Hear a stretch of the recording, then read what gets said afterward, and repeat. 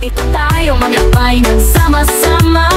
Pride of Panay, Pride of Panay, pusod na nga'y walang kapantay. Pride of Panay, ikaw ang tunay, talagaw ka namin diri. Napuntahan mo na ba ang The Little Batanes ng Iloilo? At ang tinagong dagat ng Miagao? Kung hindi pa, tara, samahan mo kami sa adventure na to. Bago pa man namin mapagtagumpayan at maabot ang mga lugar na to, ito lang naman ang mga pinagdaanan namin. Kaya kung ito din ang trip mo, para sa'yo ang video na to. Maaga kaming nagising para mag-ready papunta sa meeting place namin. Dito sa Mall of Plaza, napabili kami na itong masarap na bibingka. Ang masasabi lang namin, walang katulad ang bibingka dito sa Iloilo City. Masarap na at malasa, bagay pares sa kape. Habang nag-aantay kami sa mga kasamahan namin, nagkape na muna kami dito sa kapihan sa Molo.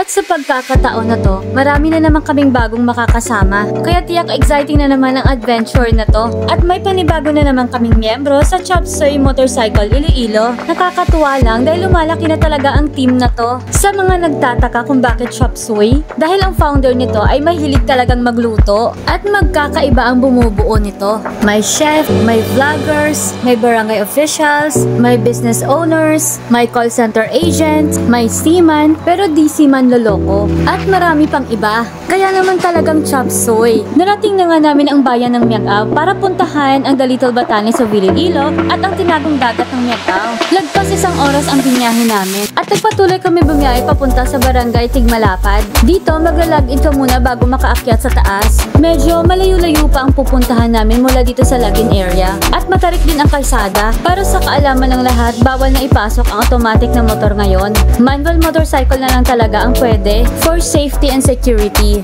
Buti na lang talaga may mga kasama kaming nakamanual, sila Sir Mark, Sir Nels, and Sir Andrew. Kaya ang nangyari, inisa-isa nila kaming sinakay paakyat doon sa taas. Maraming salamat sa pagtsatsaga mga sirs. At sa wakas narating na nga namin ang unang destination namin, ang The Little Batanes ng Iloilo, dito sa bayan ng Miagao. Ang ganda talaga dito, medyo malamig at mahangin sa mga panahon na to. Nakakawala ng pagod pag ganito naman kagandang view ang makikita mo. May mga tindahan na din kung sakaling may gusto kang bilhin. Kasama namin dito si Tin and Jonas ng Heart of Panay, si PJ na pinsan namin, si Sir Andrew, at sina Sir Patrick and Sir Mark, Justin from Zamboanga, si Sir Nels at yung anak niya. Kaya tara akyat tayo doon sa peak nitong The Little Batanes. Ang tawag talaga sa lugar na to ay Buklod o ang tawag naman ng iba ay Umyod.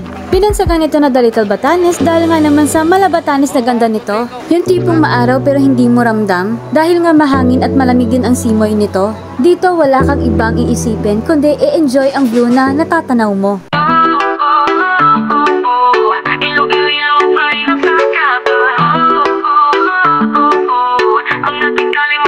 Iloilo, ang ganda mo, di ko maitanggi. Pride of Panay, sa puso laging ikaw lang. Kultura at kasaysayan, dito nagsama. Sa Iloilo, para nandito tayo maglakbay ng sama-sama. Pride of Panay, Pride of Panay, pusod na nga'y walang kapantay. Pride of Panay, Iloilo, ikaw ang tunay, talagaw ka namin diri. Pagkatapos naming ma-enjoy ang ganda nitong The Little Batanes, napagdesisyonan naming lahat na pumunta sa Tinagong Dagat o Danau. Pero dahil nga nasa 4 minutes ng video natin, abangan nyo na lang po sa part 2 dahil mas exciting ang mga ganap papunta doon sa Tinagong Dagat at aakyatin namin ang viewing deck ng Danau. Kaya kung bago ka pa lang sa page na to, huwag kalimutan mag-follow, like, and share sa video na to. And this is your Ate Den na nagsasabing, lugar mo, ipabugal mo. Kita-kits sa susunod na vlog. Bye!